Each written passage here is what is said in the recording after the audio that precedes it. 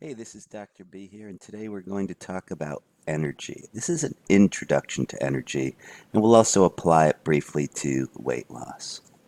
Energy can be defined as the capacity to do work. Sometimes people add to that the ability to produce heat. Energy is not a form of matter. Chemistry is the study of matter. So, in its pure sense, energy is outside the scope of chemistry. However, chemicals are a huge source of energy. Chemicals, whenever you do a chemical reaction, energy is involved. So we're going slightly outside the topic of pure chemistry, and we're going to apply chemistry to how it affects energy. Sources of energy can include, I bet you recognize a lot of these: solar, which we can call radiant energy; thermal, which involves a temperature change that's very common in chemical processes; chemical, as well as potential energy, which is positional as well as chemical. From a physics standpoint, you can apply it to movement, force times distance. This is really getting into more pure physics. We won't be covering it from that point of view as much. More often, we'll have some sort of pot, we'll be doing a chemical reaction, or maybe a physical process, and we'll measure that energy change. Now, sadly, to my knowledge, there is no thermometer that has energy units in it, so almost always we'll be measuring a temperature change and converting that to an energy change. That may involve something, for example, like specific heat, how much energy it requires to change the temperature of a substance. And one of the biggest of them all is for water. When we're doing a chemical reaction, we may find that, for example, when you're baking a cake, it requires energy. It's not releasing heat. You got to put heat in. We call that an endothermic process. On the other hand, some of them will keep you warm at night, like burning a wood fire. That's an exothermic process. It releases heat to the surroundings. Overall, these can be grouped under the topics known as thermodynamics, which is the study of heat and its transfer; thermochemistry, which is, as it sounds, the study of heat as it arises from chemical processes.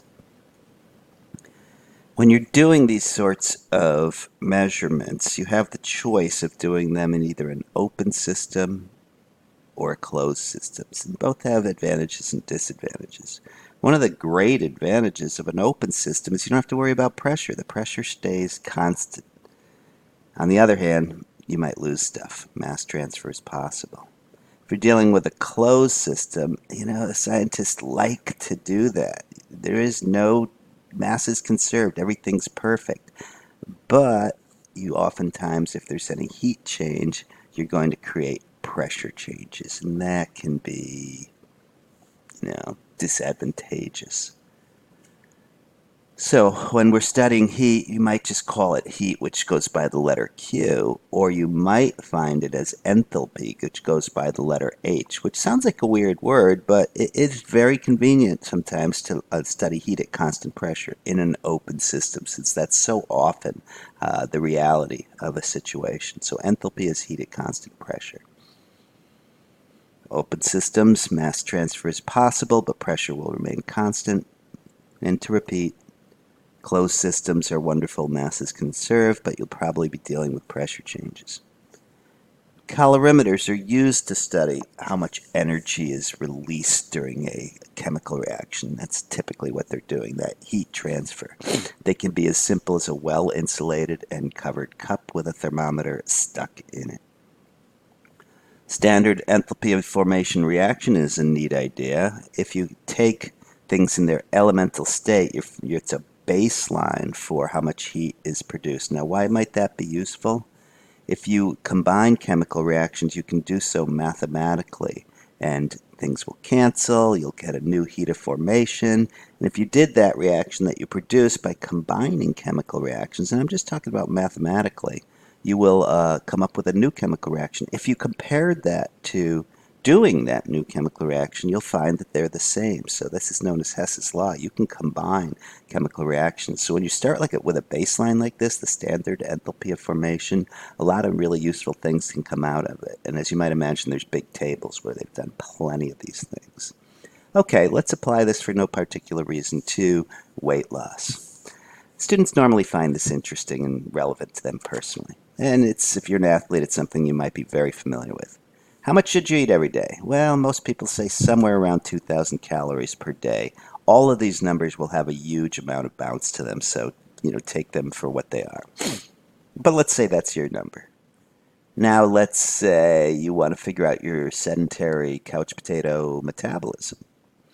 And maybe that's 1,500 nutritional calories per day, the cogs and the gears in your body just through normal processes without you hanging around, just breathing and doing almost nothing, will still consume a fairly large amount of calories. But you're putting on weight, 500 calories per day by that system.